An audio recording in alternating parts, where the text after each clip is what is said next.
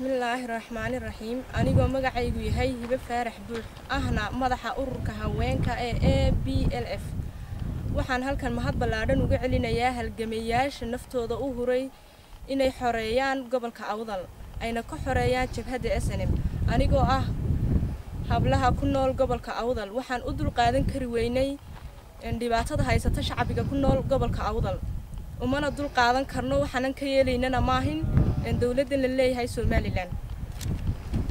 waxaan go'aansaday in la xoreeyo midnimada ummadda ku nool gobolka Awdal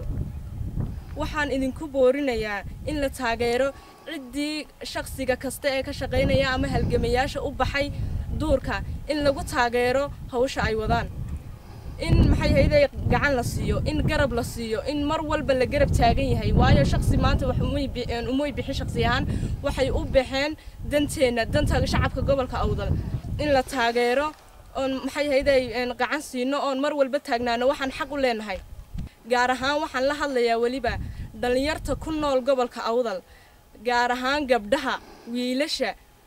waxaan leeyahay maanta hay siraysanina ha oranina waxba ma qaban kartiin maanta waa maxay hay'aday waa tolkeen waa danteeni waa ina wax goosanaa maxay waa ina duurka soo wada gashaan taasaan isku boorinayna anagoo tuulooyin ku nool oo nalaga qaaday iskuuladeedii iyo waxbarashadii aan baranaynay ee nalagu yiri maanta neersin baa la soo baraya oo barina la geeyay ayaa maxay hay'aday 9 bilood oo la soo baray ay waxay bulshadeedii u qabanayaan aan jirin taa kaba sokow maanta dhalinyartii aan isku jirnay ee saaxil aan Awdal ahaayeen maalin alliya maalintay ka bixin iyagoo 30 qof ah oo anaguna 10 qof nahay maalintii xafladeedii la qalin jabiyay nalooguna balan qaaday in dawooyinkayaga iyo mishaaradeedaan helayno nala soo diray nimidnay goobahayagii wali hada manu helin 5 biloodna waanu joognaa manu helin maxay hay'aday wax warbixina meeshii ka taga walaa jooga walaa waa la soo socdaa dadkii aan isku mid ka ahayn ee galaaska wada baxnayna maanta iska heltibooysadoodii waa loo dhisay mishaaradoodii way qaataan dawooyinkoodii way qaataan macal soolaradoodii ay habeenkii ku shaqeyn lahaayeen waxaan garan waayay dawladda halka ka jirta ee Somaliland sheeganaysa ee gobolka Awdalna maxay hay'aday sida u galaysa way isku dhalinyar baan ahay galaas baan ka soo wada baxnay maalintaanu ka baxnay maalintii ka dambeysay shaqo galeen sababta naloo shaqo galin waayay waa gudub laga galay maxay hay'aday gobolka Awdal